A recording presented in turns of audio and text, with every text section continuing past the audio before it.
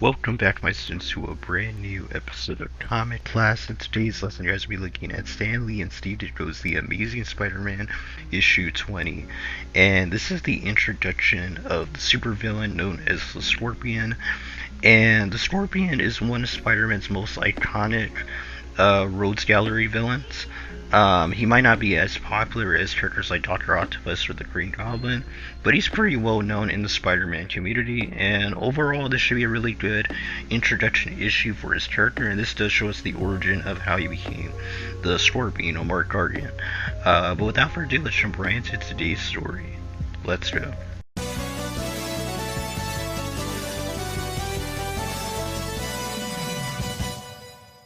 Real quick, guys, if you want to help me get more videos out faster, you can donate to the channel at the Cash App down below. This helps me treat these videos more like a job and will help the channel and videos to grow and come out more often. I appreciate anyone who donates or doesn't donate, and don't feel like you have to be a fan of the channel. You can still show your support by liking and commenting on the video, and with that out of the way, hope you enjoyed the video. So this story starts off with a plot thread that we got in issue 19, where it ended that issue in that someone has been hired to follow Peter Parker and try to figure out how exactly he's able to get those photos of Spider-Man. So Peter's been having to figure out a way to get out of his Spider-Man uniform, as well as being Peter Parker and going into his Spider-Man uniform as well, kind of like the switch between the two, because this guy is basically always following him. He's having to give him the slip in order to change to his outfit or get out of his outfit. So it's revealed to us that the guy that was in the shadows at the end of issue 19 was actually J. Jonah Jameson, and he's the one that hired Mark Guardian basically to follow Peter. Eventually, J. Jonah Jameson says that he doesn't need Mark Guardian to, follow Peter anymore. He has an idea to figure out who Spider-Man is, or, take Spider-Man out. So he basically goes to Mark Guardian and basically takes him to the place that he's going to use experiments on him, basically to make him stronger. And Peter kind of senses that something's off, because that guy is the guy that's been following him. He recognizes him. And yeah, eventually, J. Jonah Jameson goes to a scientist who grants Mark Guardian super strength and basically gives him a suit that kind of like, fuses with his skin if it stays on too long, and makes him into the Scorpion. So Mark Guardian becomes Scorpion because of the scientist and J. Jonah Jameson. Now, with this new suit and super strength, Mark Guardian basically is able to break apart a granite block, which is like ridiculous. He's also able to destroy things with his titanium, tail. It's like a sledgehammer, as J. Jameson basically mentions and says. And yeah, so Dr. Stillwell is the one who actually created the Scorpion, and they basically tell him that he has to learn how to control these new powers.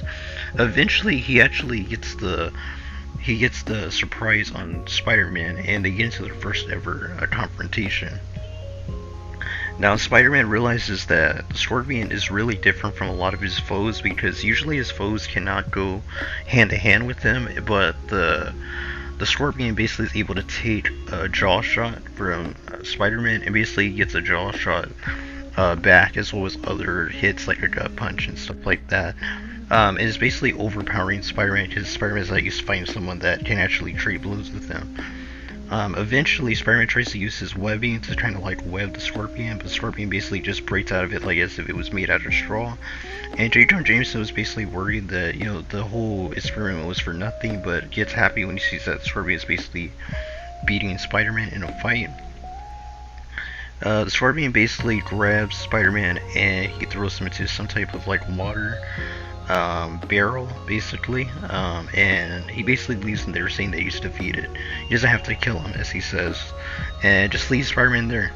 Now we get to see that Dr. Stillwell also has realized that what's happening to Mark Guardian is he's losing his humanity, as the Scorpion tendencies that he put into, the formula to make him super strong and to be able to use the suit is messing with his mind. It's going to make him into a complete animal, mind-wise. Now, Scorpion basically realizes that now that he defeated Spider-Man, he can basically do anything he wants in New York City. So he goes and tries to rob, a bank card or something like that. He's basically taking out cops and stuff. And while he's doing all these things, he realizes that he's losing his humanity, and he basically just gives in to becoming a straight animal. And J. Jonah Jameson basically realizes that he wants to take out Spider-Man so bad that he created a monster. And this is not going to be good for New York City, so he has to rely on Spider-Man to basically get stronger and save the day. And yeah, so Spider-Man basically gets to his second confrontation against the Scorpion, gets some really cool action panels, Scorpion using his tail and throwing all these like Brits and Spider-Man. Eventually, their fight becomes really brutal, and you know, Spider-Man has to be able to figure out how he's going to be able to defeat someone that's this strong.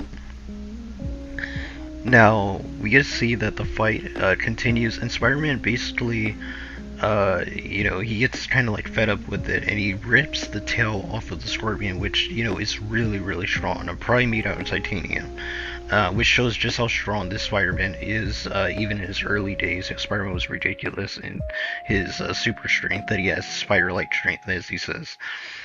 Strength of a spider. So we get to see that the fight continues, and eventually Peter, you know, Parker slash Spider-Man is able to defeat the Scorpion after a lot of different blows that he had to do on it. More blows than he's had to do on any other foe, basically. But he does eventually defeat him, and he tells J. Jonah Jameson that he's going to be heading out now, and that the police will basically grab the Scorpion and put him into prison. And J. Jonah Jameson realized how ironic it is they create a monster to defeat Spider-Man. It's Spider-Man to defeat that monster and save his life, as well as the lives of every New Yorker that probably would have been a victim to the Scorpion's wrath. But we get to see that the issue basically ends with Peter going back to school and getting bullied by Flash Thompson again, almost losing his cool, and, you know, gonna try beating him up, which he does have some self-control.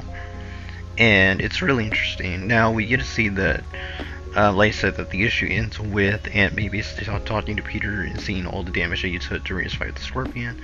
And Betty basically tells Peter about, you know, that she had heard what happened with the Scorpion, and that she's glad that he's doing okay and stuff like that, and how Spider-Man basically saved her life, which is really cool. And we also get to see that, you know, that J. Jonah Jameson goes back to his old ways, basically saying that, you know, he wants to get out Spider-Man. And Peter ends everything by saying that, you know, right now his biggest problem is getting his spider suit basically sewed up without stabbing his finger to death. And that's how the issue ends. And overall, and that was Stan Lee and Steve Ditko's The Amazing Spider-Man issue 20. And what a good introduction issue to the Scorpion. Like I said, he's probably one of Spider-Man's most iconic foes, and I really do think he has one of the better introduction issues. There's a lot of introduction issues in this run to a lot of the main Spider-Man Rogues Gallery, and almost all of them are really good. Like I said, this run is probably legendary in how good and well written it was, and how consistent the art and everything in general is just done in this series of, you know, this run basically of Ditko and Lee. But this definitely is one of my favorites. I do recommend you go check it out. But that's to be all, guys. Be sure to check out the next video when it drops, where we'll be looking at the Amazing Spider-Man issue 21. But until next video, guys, God bless you. Until the next lesson, keep on reading those comics.